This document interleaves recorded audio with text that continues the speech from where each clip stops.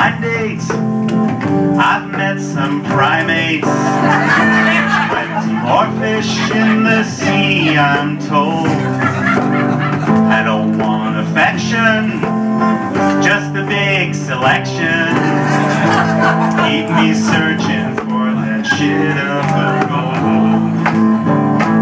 Keep me searching for that shit of the gold.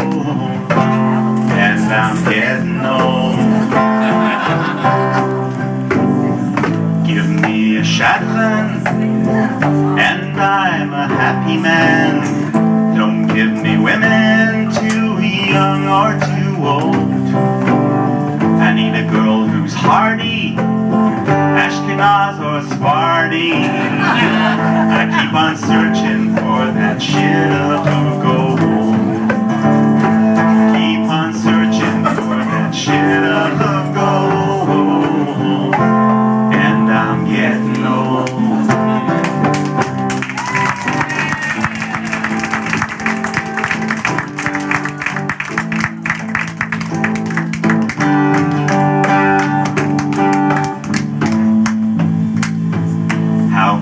Solve this mess, I'll try the Jewish press. Those kind of ads are far too bold, so I will never flirt. I'll wait for my beshert.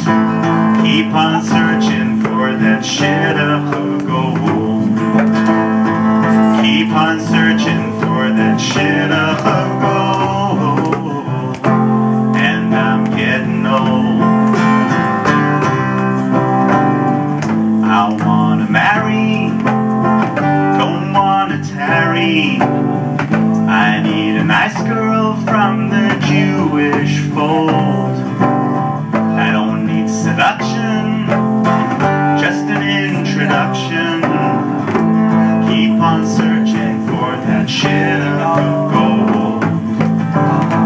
Keep on searching shit of gold, and I'm getting old. Thank you very much.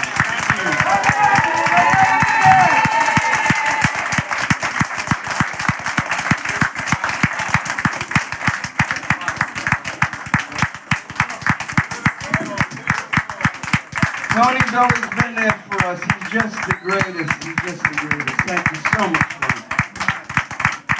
I want to thank Sarah, Tony's wife, Sarah Benjamin, for bringing him tonight. Thank you so much.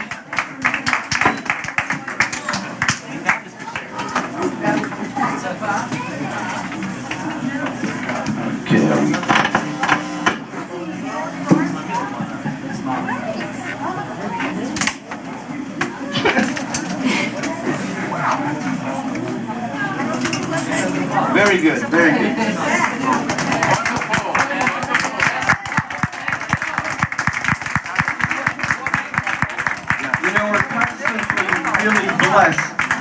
That we're always bringing more and more wonderful talent in, and Yitz Fuchs is with us tonight. Let's give him a big hand. And on percussion, the great Akiba Moore in from Long Island. So I just want to. It's wonderful to see you, actually. Wonderful. Great to see you, great to see you. Yeah. I want to just quiet things down a little bit more, and then we're going to go back to our all night with Rocky Zweig and the Holy Beggars Band. But for just a few minutes, I'd like to remind us that this is not just a Hanukkah party, but a Malava Malka. And so we need a few more words of Torah.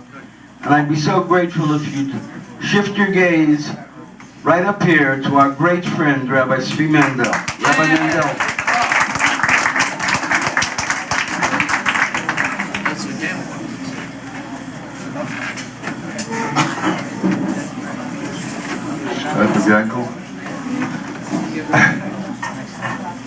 I'm not a match.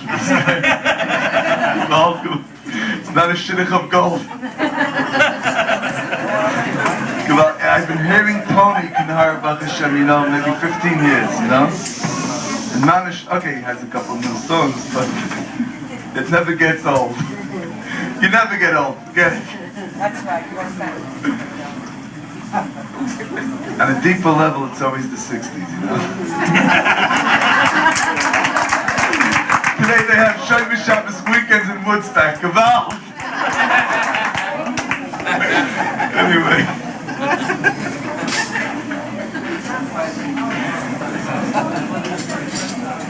So I just want to say a little bit. We were learning this Shabbos, and in fact all the songs that you just heard about were about the difference between the external and the internal. And everybody knows that if we would rename Shlomo as a Rabbi, probably he was the best fake, you know. Like the external was mamish the internal was the external. Sometimes we didn't know which was the external, which was the internal. Mamish was all special for Hashem.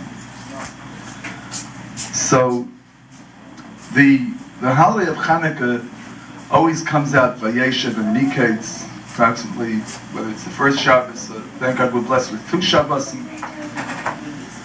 Probably if I came from Kern Heights, and I believe in the same ideology of old Yidden, but if I came from Kern Heights, I would have to say that in Molei Shomer Yisrael Shnei Shabbos, you know, Yidden would keep 2 Shabbos, and for sure Mashiach would come, right? So this Shabbos, Mamish, and next Shabbos, that's it, baby, right? That's Gewalt, Mordechai is waiting. Mashiach is here already, I know the whole story. Anyway, I love you anyway. But Gewalt. Anyway, but in Pashas Vayeshev is mamish the most external pasha that's possible. What a disgusting story. And we're talking about mamish the Abbas HaKadosh, we're talking about the holy tribes. We're not talking about, you know, whether the Erev in Bar Park is kosher or not, or whether it's 6:35 or 6:37 in a hit, you know. It's mamish, you're talking about the Yosef, Tzaddik, and the holy tribes. So what's going on? What's really going on? And I don't know any answer. And I know already the Shem Shmuel and the Litvish Pulim, and I know all this stuff, and it doesn't make any sense to me. Mamish doesn't make any sense. But so much I can tell you is that we know that the sages tell us that if Yaakov wouldn't have shown special favoritism to Yosef, then we wouldn't be in exile today. And when the brothers take off his jacket, the Torah is very adamant at its perception and its description of what's going on. And it says, Vayavshitu, they took off as kutantoi, as ksanis apasim. They took off his shirt, and then the Torah doesn't have any extra words, right? It says, took off his shirt, and he took off his special shirt, his fine shirt. Pasim is the finest. Ksanis, we all have ksanis, we all have a shirt. So obviously, the Torah is telling us that the brothers were able to take off his physical shirt, but they never took off, God forbid, his ksanis apasim, his special shirt. And this was the greatness of Jacob and the greatness of Joseph together. You know that Yaakov and Yosef were together, and David HaMelech called them both the same, Yaakov and Yehosef. Mamish, the specialness of Yosef was, he always knew that he was special. He always knew that he was Yaakov's special child. So on one hand, on the external, they were able to take off his shirt, but the internal, Mamish Yaakov Avinu, Yaakov and Yosef that are one, this was never taken off, and this was never possible to be taken off.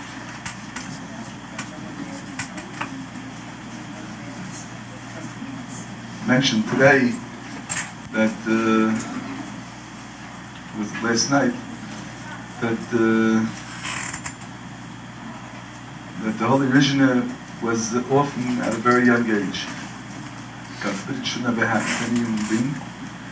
And his Holy Mother brought him to Reb Shlomo Kalina to bring him up, to prepare him to lead the next generation.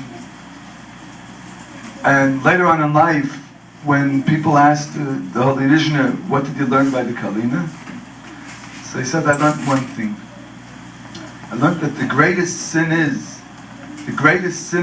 Jew could do is to forget that he's a prince or a princess.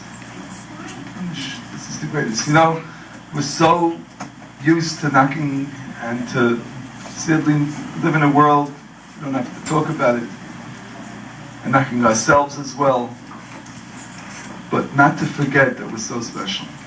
Yosef Tzaddik couldn't have been untaught the lesson of the Ksainis Pasim with a special shirt, and remember that he was special.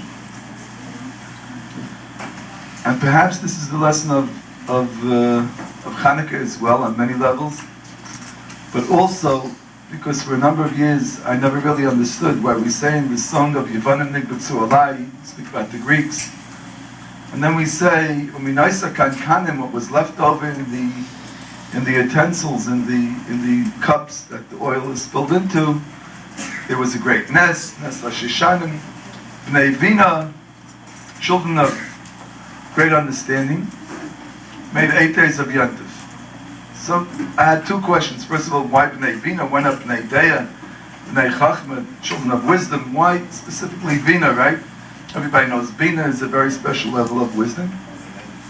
And also, I was thinking today, why does it say Minaisa Kankanim, the leftover cups? It should say Minaisa Shemin, leftover oil. But perhaps Chazal are telling us something very special over here.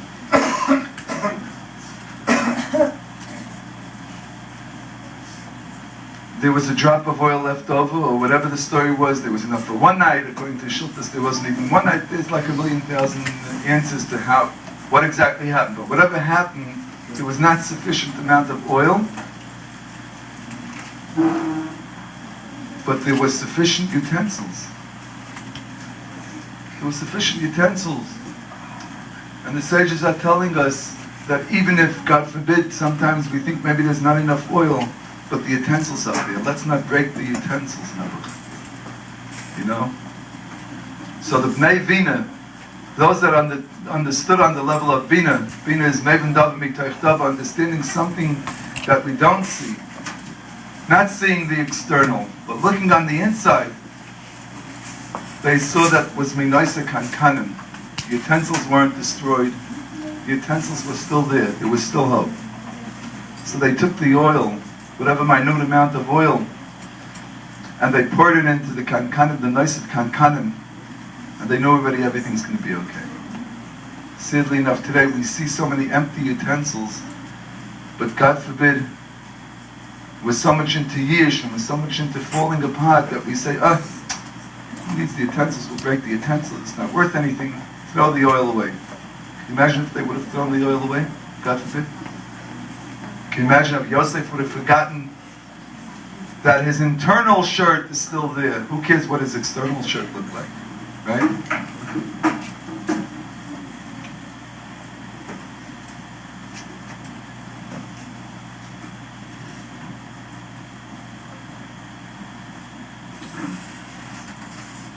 So a number of us had the honor to see this practice just about every second of the day of the life of Shlomo. But I remember specifically one story that in fact I heard from Shlomo himself, that he gave over, that happened with himself. I don't know if it's in the Holy Brother, but I heard this from Shlomo's Memocha. There was a girl, we know that going along with the 60s, and Woodstocks, there's the Far Eastern religions, right? And many of us were into that garbage. And specifically, Shlomo was a Gewalt garbage picker, you know? Yaakov Mizael Desire says to take out the jewelry from the garbage, the gold out of the garbage, Desire calls it. So there was this girl that was very deeply involved in Far Eastern religions and Buddhism and Zen. I don't know exactly, I don't even recall exactly what it was. And she was happy and she was angry and happy, like like Brother Tamka mentioned before.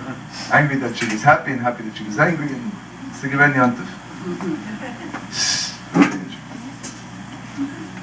And it comes Yom Kippur afternoon, and this girl, Yom Kippur is Yom Kippur, so everybody's mamish on the highest level of joy, especially in Shlomo's Shul on Yom Kippur, believing in the greatness of the holiday.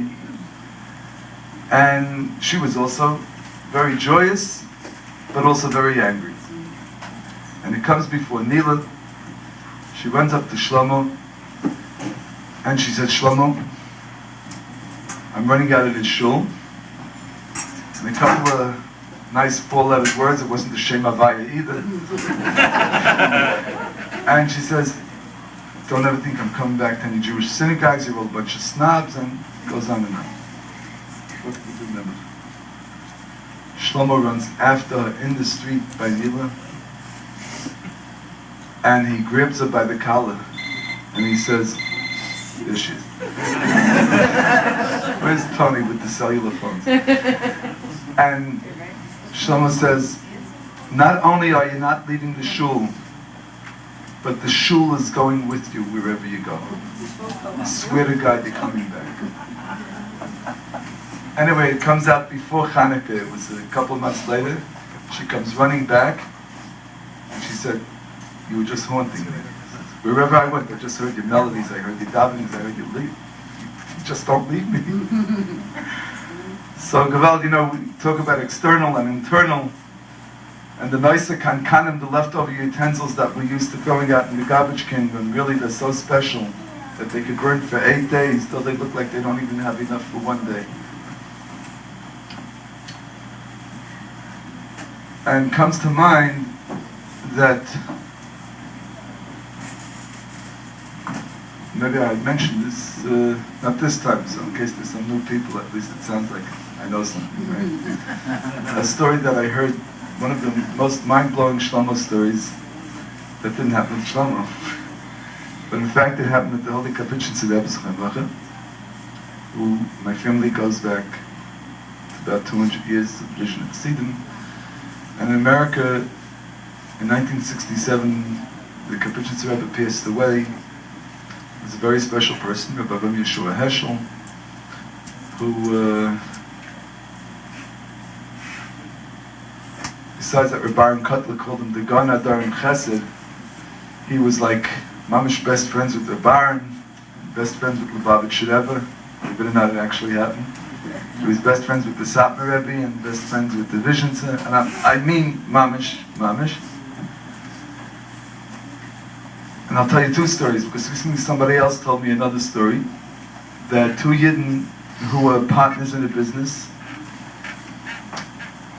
had a horrible fight, and for months they weren't talking to each other, and each one suspected the other one that he was a Ganev. And they decided one day that the business is disintegrating, obviously, because they couldn't talk to each other, so they decided they'll go to the Capuchin Rebbe, and whatever the Rebbe says, they'll do. They come to the Capuchin Rebbe on Lower East Side on Henry Street, and as they're sitting in the waiting room, not looking at each other, one of them is like, mamish cooking angry, and he turns to the other Yidl, and he says, "B'stucha Ganev, you're a Ganev, you're a Rabbi." And the Rebbe hears it, and the Holy Capuchin Rebbe faints. This is pre-Hatzalah. They call the paramedics, come to the Rebbe, and they wake him up and they take care of him. And the Rebbe looks them both in the face and says, I never in my life dreamt that one Yid could call another Yid a Ganev in my home. Mamish. And the Yidden both sat down bawling, crying, and they figured out what to do on their own way. Gewalt. What an emphasis, y'all. What a love of Yidden, and what a level of Yerushalayim. Because we know that Chazal tell us that a person that speaks from his heart goes into the other person's heart. But you have to be on a level of a Yerushalayim for that. There has to be a certain attained level of honest, the presence of God, the awe of God has to be there with you. That's one story. And another mind-blowing story also from the Capuchin Tzedekah that I heard not so long ago. That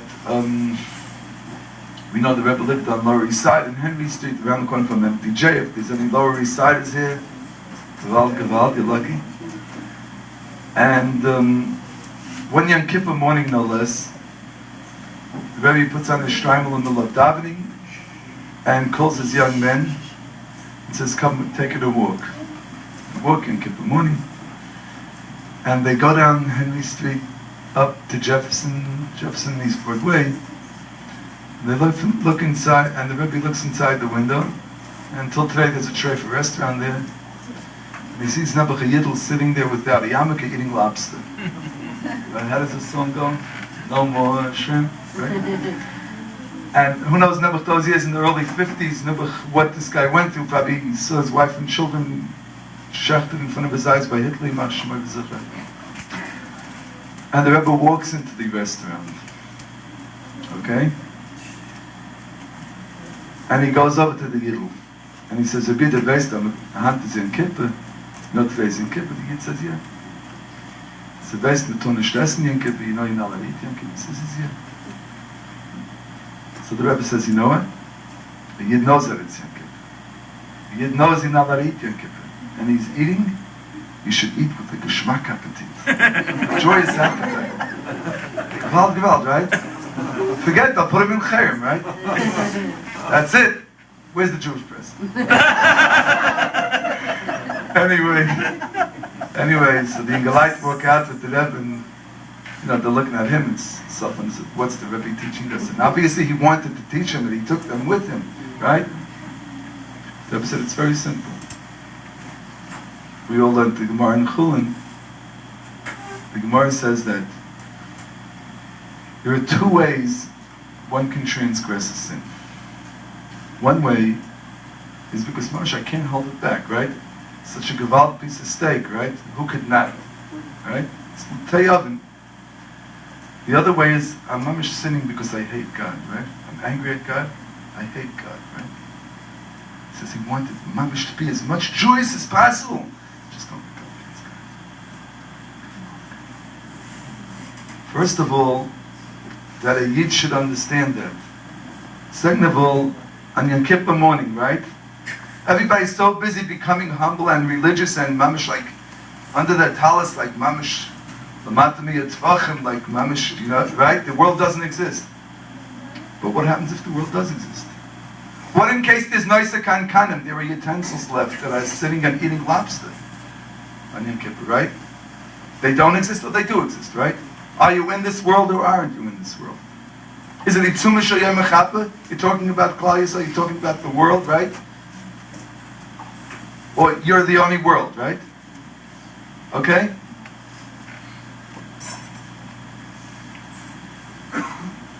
And this is what we saw by Shlomo Zalman. We all know that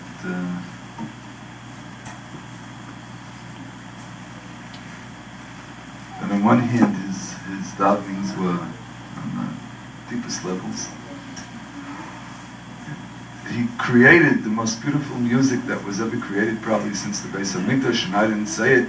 The Milwaukee Hannah Stipler Rebbe said it, Reb Michael. And yet when he sang it, he was so humble and like as if the world does exist. So what? Right?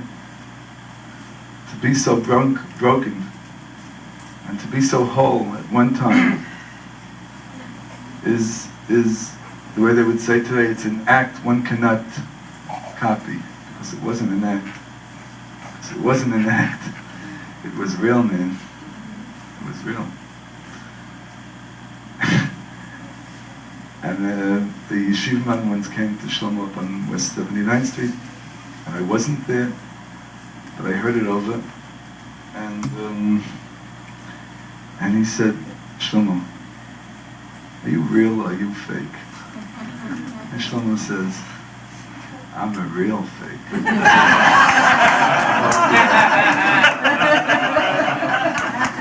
So God should give us the strength. God should give us the strength that mamish, that our external should complement our internal. Because really the internal is the important. And we should recognize the kankanim, should recognize the utensils. The utensils that we are, the utensils that hang out on Ocean Parkway on Friday nights and smoke, that we try to turn our eyes to because they really don't exist, but really there are children out there, but maybe they don't exist, right? Maybe we don't exist, who knows, right? Well, there's with all due respect to all therapists, right? There's no such thing as being normal, right? We don't know if we really exist or if we really don't exist, right? Right? But they do exist. They do exist. And there are literally hundreds of Jewish kids out there, not hippies from the 60s. Londische kids, Chassidische kids, Rebbeische Kinder, Rosh Yeshiva dicke Kinder, that are smoking on Ocean Parkway, right? On Friday nights. But it really doesn't exist, right? Because I'm okay, right? So what do I give a damn, right?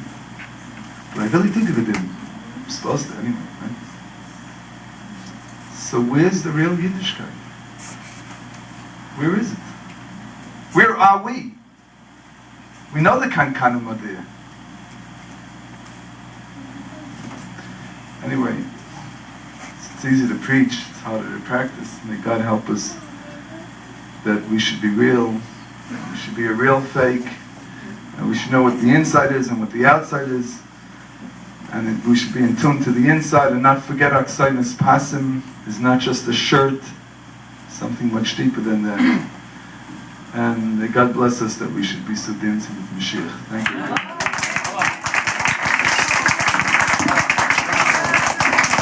Rabbi Tzvi Mandel.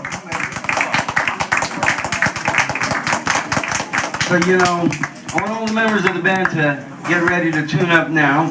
We're going to have Rashi Shapiro joining the Holy Beggars Band here, and we're going to rock for the rest of the evening. Some of you may want to go home and pick up your tefillin. We're going to be davening nates. We're going to play all the way through. At least that's what Rashi told me to say. But so many times we come to Malava Malkus and rabbis are addressing the crowd and it's a one-way thing. So I want to have a little dialogue, except that everybody here is speaking as the crowd is looking. So if everyone would please sit down or move to the side. Excuse us, Sylvia, and whoever these folks are, please sit down. So I just want to talk to Rabbi Tzvi about, Lost the mic. Rashi has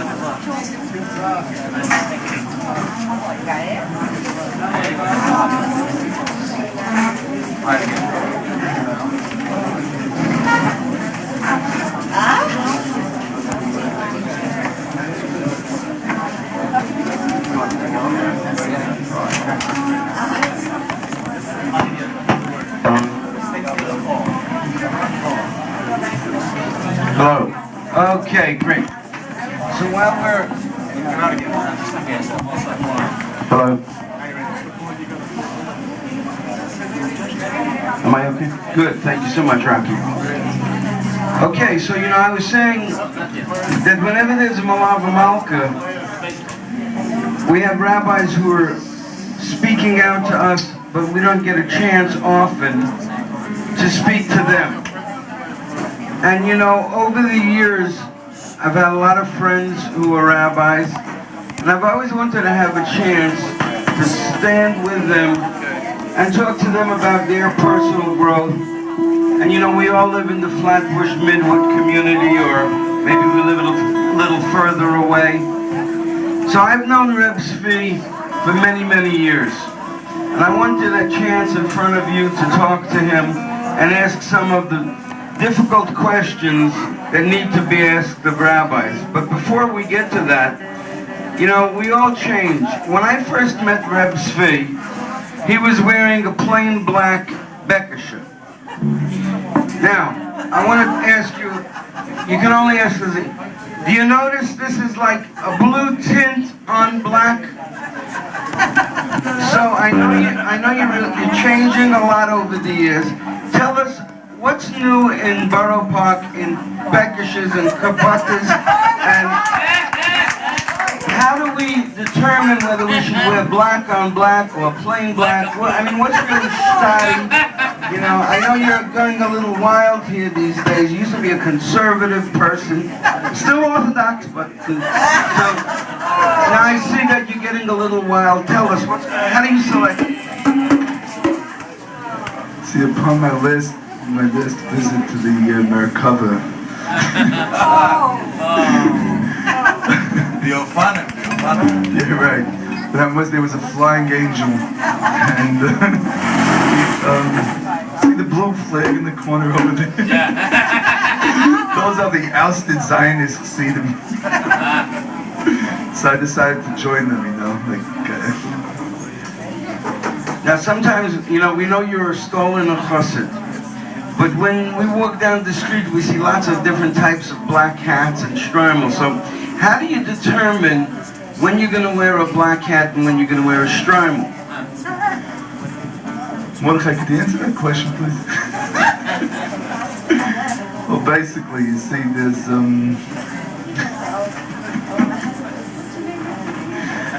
there's one day a year that all of Crown Heights wears shtreimels. It's called Purim. And the same day, if you walk into Borough Park, whoever's still wearing a hat, if they're not tight chick on the street, they're wearing black hats. Okay, that's a good answer. Now that's Reb Mordechai Samerton. Let's give him a big hand, all the way in from Crown Heights. One of the few shtreimels in Crown Heights. Mordechai, what do you have to say? You usually follow what your Rebbe does, and Joe, who's going to be my new Rebbe, I'm going to wear one of those big yarmulkes from now on. We didn't see a shtreimel yet. Oh, I didn't see that.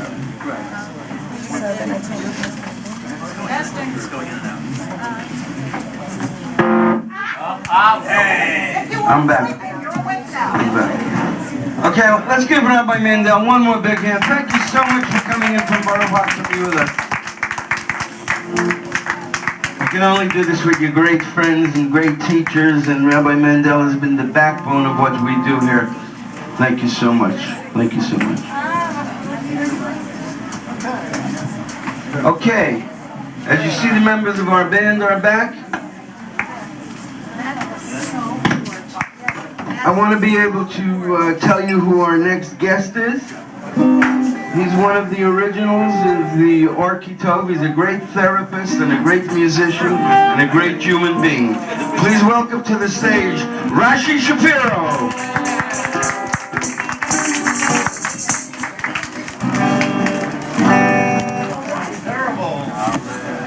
Good Vach, everybody. How are you? How are you? 15 minutes ago, I was in Holy Lakewood. There were little pizza Sadera.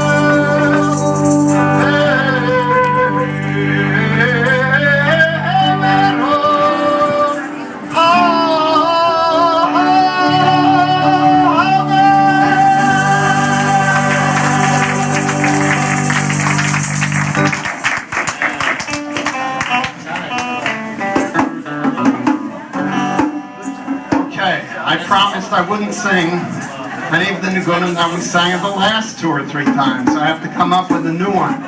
But with Shlomo's Nigunim, that's not a hard thing to do.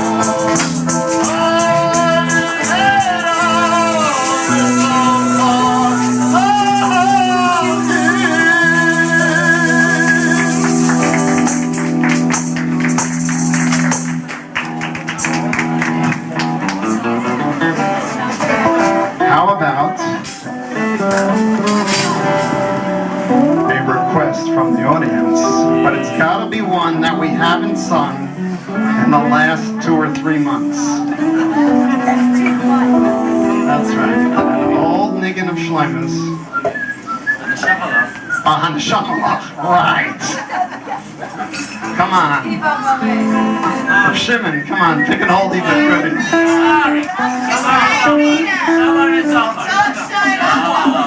Rashi is Skora Shimcha.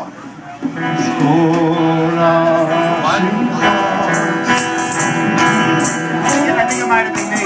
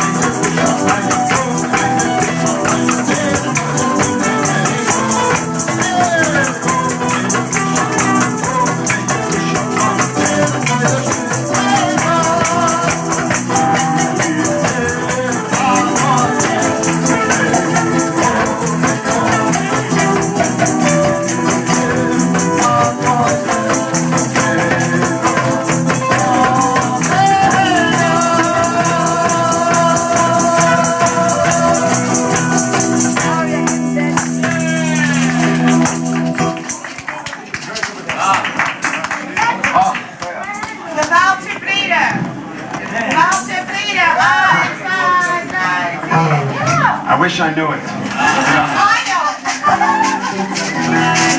Okay, here's one that I did sing before, but it's a mitzvah to sing because it's not on any of Shlomo's records. What is on this record? Now here's a record, here's a niggin that he never recorded.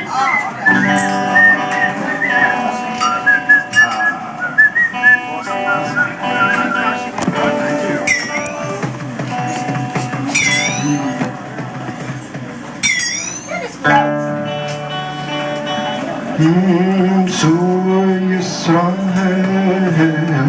Yisrael, Modi Ezras Yisrael, to Yisrael, Yisrael, Modi Ezras Yisrael.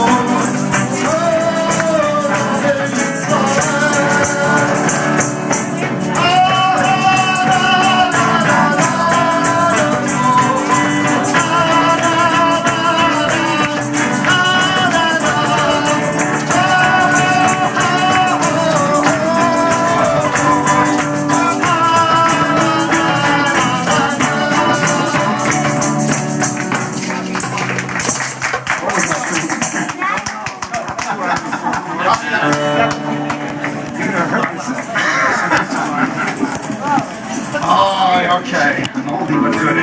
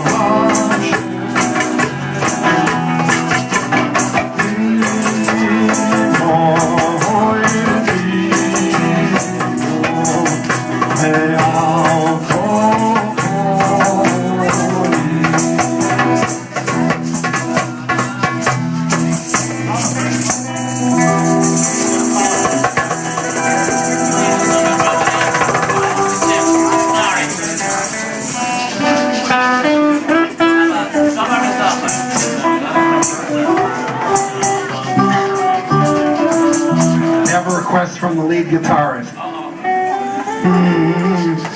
Time the hoiders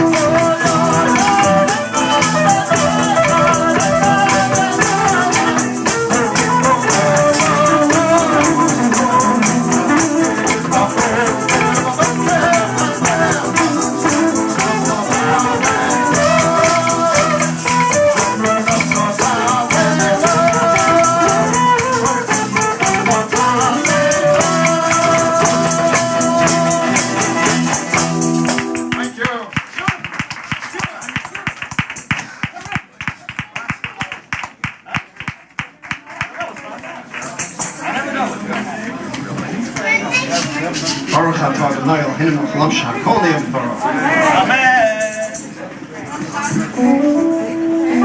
Oh, wait. We have the biggest Carlebach expert of all in the house tonight. And that's my daughter, Ora Shapiro. Ora, what niggin should we play? Last niggin. What are we playing, Ora? Which? Not here. Yehui Machem. Wow, good choice, Ora. Give her a hand.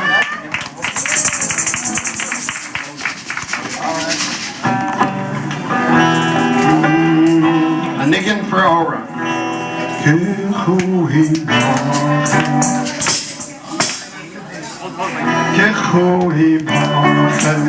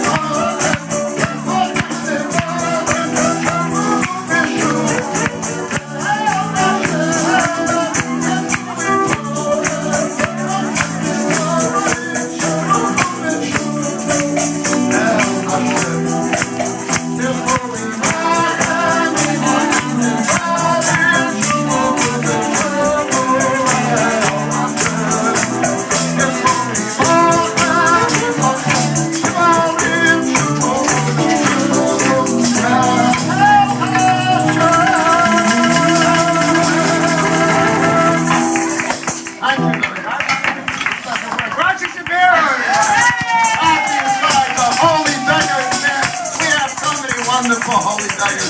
I wish you all a freilich and Hanukkah and a good Bach.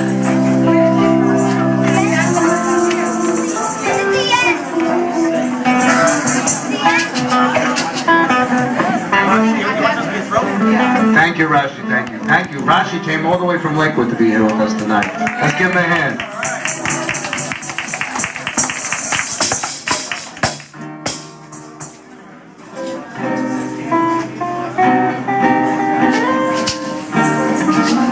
How about tuning up?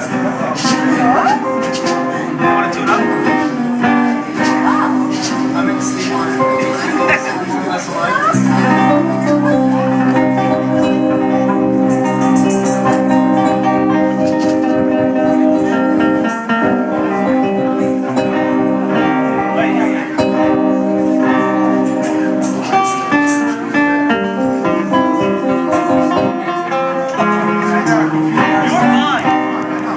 Okay, what I'd like to do, Harry Chapin used to say, close enough for Chapin music. What I'd like to do is, I just went out and bought a new CD that's old. What does that mean? Shlomo made a CD, wasn't a CD in those days, it was an LP. Back in the 70s, I believe, that they just re-released. The reason they re-released it primarily was, I think, to capitalize on the newfound popularity of one niggin on the record. Was a record in those days, Kiba Moed. But I was listening, first of all, just on the strength of Shlomo's voice alone. You should go out and get it because his voice was amazing on that record, just amazing. Just, you know, you hear him later, and the years have taken their toll. But Hinei Yamim. Beautiful, yeah, Hinei Yamim, excuse me, it was Hinei Yamim Ba'im, days are coming. And it was done with new background vocals and new background music, and I recommend it. And it was, it's an official release of the Carlebach family, so I recommend it. But there's one niggin, it's funny how things work out. Sometimes a niggin makes it, sometimes a niggin doesn't, you never know why. But I liked it, so I tried to learn it, and I'd like to teach it. It's very, very, very simple. See what? Put the things down about the videos. Once you're done, put it right down. And you should catch on right away. This way we people will learn.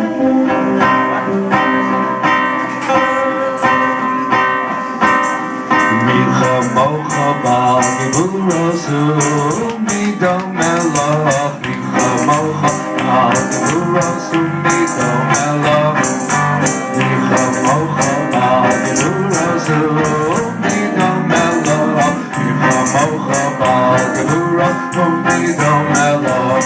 HaMelech Memes, Umechaya, Umatzmiach Yeshua, Melech Memes, Umechaya, Umatzmiach Yeshua, Melech Memes, Umechaya, Umatzmiach Yeshua, Melech Memes, Umechaya, Umatzmiach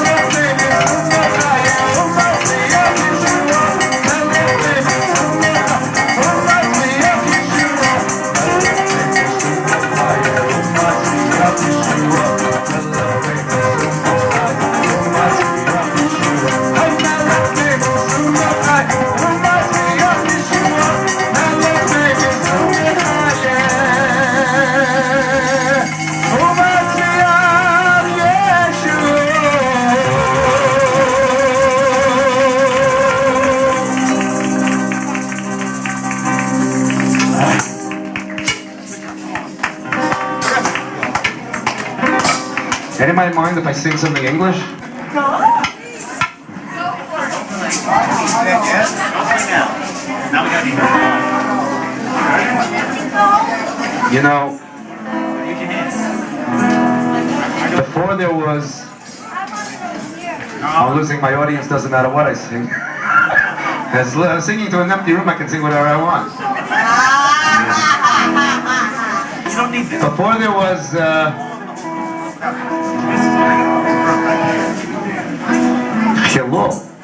Before there was Schlagrak, and before there was Tony Benjamin, there was another Jewish lyricist who wrote parodies back in the 60s, before some of you were born. I'd like to sing one or two songs by the late, great, departed Alan Sherman.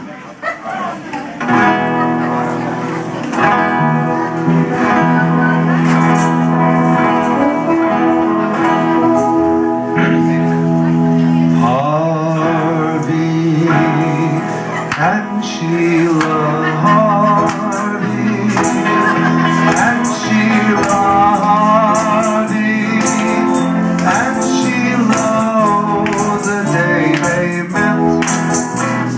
Harvey, and Sheila Harvey, and Sheila Harvey, and Sheila, no one will forget. Harvey's a CPA, he works for IBM. He went to MIT and got his PhD. She loves a girl I know at BBDO. She works the PBX and makes out the checks. Then came one great day when Harvey took the elevator. She looked on 2 floors later. Soon they both felt they were falling. Everyone heard Sheila calling. Ring the bell, but they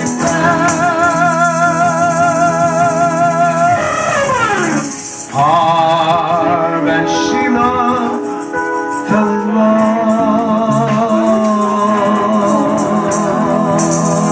Harvey and Sheila, Harvey and Sheila, Harvey and Sheila chose a wedding ring.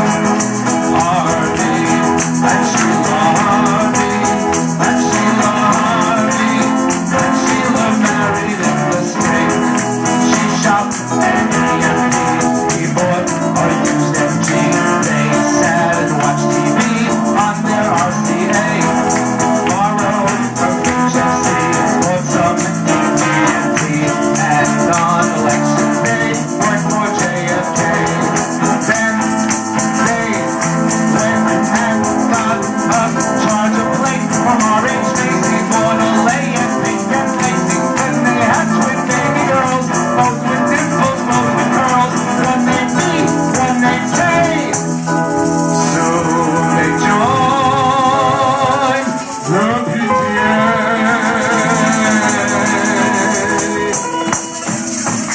Harvey and Sheila, Harvey and Sheila, Harvey and Sheila moved to West LA. Harvey and Sheila, Harvey and Sheila, Harvey and Sheila moved to WA. They bought a house one day, financed by FHA. They had a swimming pool full of H2O. Traded the used MG for a quick baby switch to the GOV. That's the way things go. Oh, that Harvey, he was really smart. He used the rules. Sheila bought a white dress for up to Europe with the visa. Harvey's rich, they say that VIP. This could be only in the USA.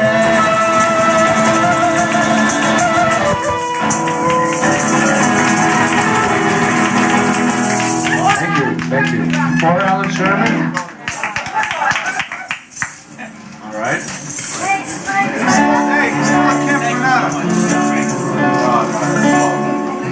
this? Anybody know? Anybody have a clue?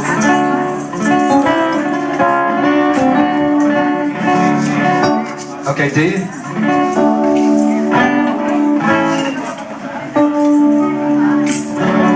As I wander out on the streets of Miami, I said to myself, this is some fancy town. I called up my partner and said, hello Sammy, go pack up your satchel and mosey on down.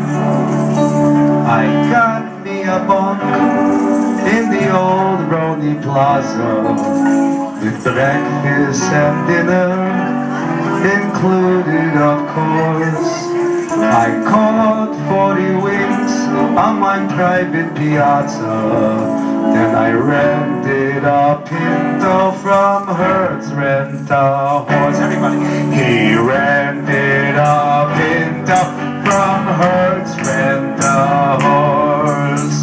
My partner flew down on a non-scheduled airline. You never did see a more pale-looking man. I recognized him from his receding hairline. He recognized me from my beautiful tan. 'Twas then that I heard fighting words from my partner. He said, Marvin, there only is no place to stay. I'm going to the Fontainebleau, partner, that's Modner, and I'll charge to the firm $60 a day. He'll charge to the firm $60 a day. I said to him, paleface, you hanky for trouble. With the company checkbook, you click on the drawer. He smiled and said, stranger, for me that goes double. 'Cause west of the Fontainebleau, I am the law. Next morning, the whole Linky Road was deserted. And somewhere a hi-fi was playing a tune. 'Cause everyone knew someone's gonna be murdered in a duel in the sun at the stroke of high noon. A duel in the sun at the stroke of high noon. I took careful aim with my trusty revolver. The clock at the Fontainebleau struck 12 o'clock. I shot and Sam crumbled just like a peace halva. My favorite line. And that's what they call a flatbed day at Black Rock. They came with a posse and took my 6-gun away. The crowd was too angry to leave me in jail. The sheriff said, outlaw, I'm gonna let you run away, but don't ever be seen south of Fort Lauderdale. So now I can never go back to Miami, and New York is so cold that a person could die. I'd be better off dead, like my late partner Sammy, 'cause he's in that big fountain blue in the sky. He's in that big fountain blue in the sky.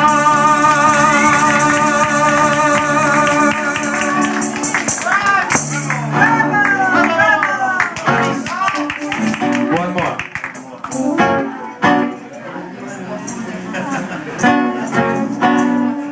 B minor, right? No, this is B minor.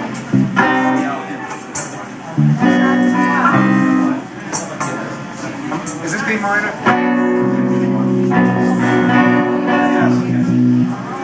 I need you to lie-dee-die for me. Can you lie-dee-die? No, but first I'll lie-dee-die and then you lie-dee-die. Just at the beginning, then you can cut out. Lie-dee-die-dee-die-dee-die. Lie-dee-die-dee-die-dee-die.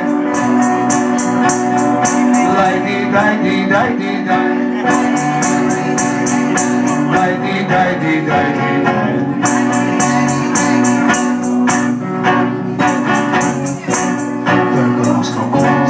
They get a kiss from fire. The kiss of fire is the acme of desire. The kiss of fire makes the temperature get higher. The kiss of fire lit the great Chicago fire. He has a way that makes the ladies feel exalted. He'll take you out and treat you to a chocolate malted. Then some pistachio nuts, some Wigglesworth unsalted. And after that, little girl, you're through. He'll try to lure you. One night when stars are twinkly, he'll call and say, come over. He'll watch TV, my pet. But I assure you, you'll see no Huntley Brinkley. Cause Meyer hasn't got a TV set. What does he need it? He'd never use it. To him the late show is you. So sweet that none is sweeter. The girls can't wait for him to come and read their meter. He's known all over as the Bronx La Dolce Beater. The Cary Grant of the Grand Concourse. Whatever Meyer wants, Meyer gets. And that's his name. His name is Meyer Gets.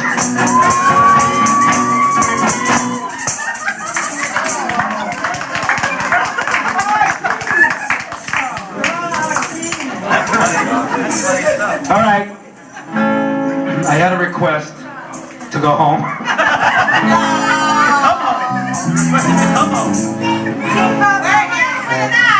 Kiva Moed. Alright, before I do Kiva Moed, I just had one request from Rabbi Dinnerstein, who's probably not here anymore. Oh, there he is. The last time he and I took our show on the road, we were packing up, and we played at Ateret Avos on Avenue N in East 10th Street. There were some people. Let's put it this way: when we walked into the room, the average. When Yankel and I walked into the room, the average age of the room dropped by 30 years. But the people that weren't in a coma when I started were in a coma by the time I finished. But there were some grandchildren there, and one little girl, as we were packing up, came over to me and said, "Can you sing the song you sang last year?"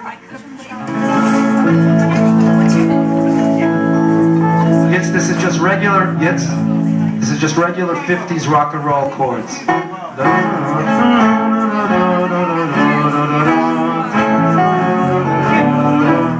Okay? Sure. Anyway, I'll just go into the little spiel instead of the long spiel. But when my kids were very little, they were watching the idiot box, the boob tube, whatever it is that the Rebbe used to call it in yeshiva. They were watching TV. So at least we decided to let them watch something that's a little bit constructive, something that'll teach them something, instead of watching shtus all day. So we got them to watch Sesame Street, educational show at least. And they got very involved with the characters, of course. There was Grover, and there was Bert, there was Ernie, there was Oscar, and then there was the Count. Now, those of you who are familiar with the Count, he was famous for counting things, which is why he's called the Count. So I decided, how can I take this infatuation that they have with this character and turn it into something positive, something a little bit Jewish? So I wrote a song. It still doesn't have a name. It's alternatively called the Count song. It's called Shabbos is Very, Very Nice. I'd like to sing it for you.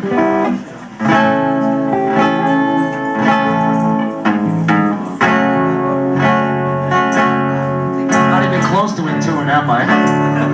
Does anybody care? When I was a little boy, in our cave in downtown Transylvania. My daddy took me on his knee, said, my son, you're only 3, but there is something that I must explain ya. Bum bum bum, Shabbos is very, very nice. Shabbos is very, very nice. That's why I said it to your wife. Shabbos is very, very nice. And that makes me want to sing with me. S-H-A-B-B-O-S, H-A-B-B-O-S, H-A-B-B-O-S. S-H-A-B-B-O-S, H-A-B-B-O-S, H-A-B-B-O-S. I'm right to count the letters. S is 1 letter, H is 2 letters, A is 3 letters, B is 4 letters, D is 5 letters, O is 6 letters, S is 7 letters, 7 beautiful letters, just like Shabbos. It's very, very nice. Shabbos is very, very nice. That's why I said it to you twice. Shabbos is very, very nice. And that makes me want to sing with me. You don't have to go to school, just like in all your dreams. When you come home from shul, you can count all your children things. Shabbos, Shabbos, Shabbos is very nice. Shabbos, Shabbos, Shabbos is very nice. Now Havdalah time is here. Please, my son, don't shed a tear. Shabbos was a little bit of heaven before you can count to 10. Shabbos will be here again. In fact, you only have to count to 7. Shabbos is very, very nice. It's very, very nice. That's why I said it to you twice. Shabbos is very, very nice. And that makes me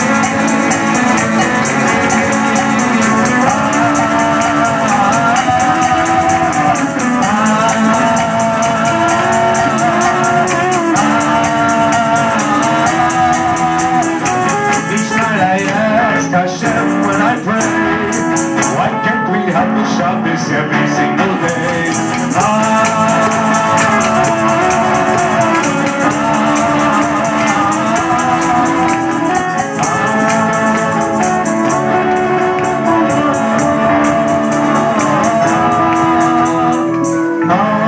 Shavua Tov.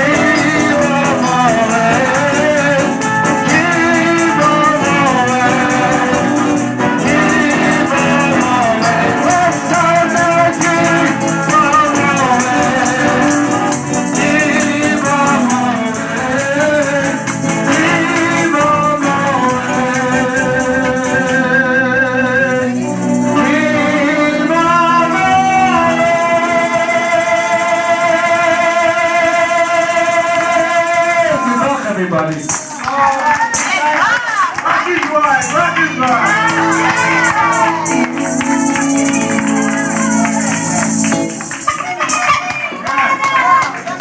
I just want to say one thing.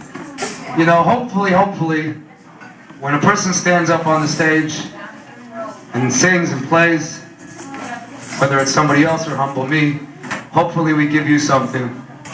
But I don't think you understand how much you give us back. Thank you, thank you, thank you.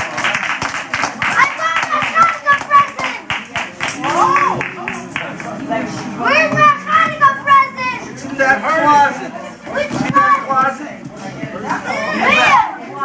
All this music. Which closet are you talking about? Where's my Hanukkah present? You played the whole night?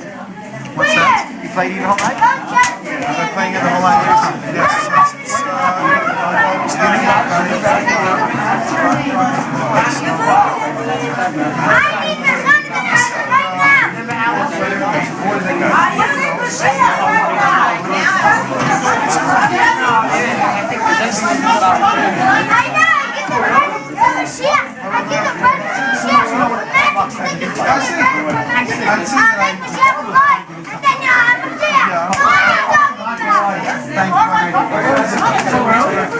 Thank you for inviting me. No, this was great.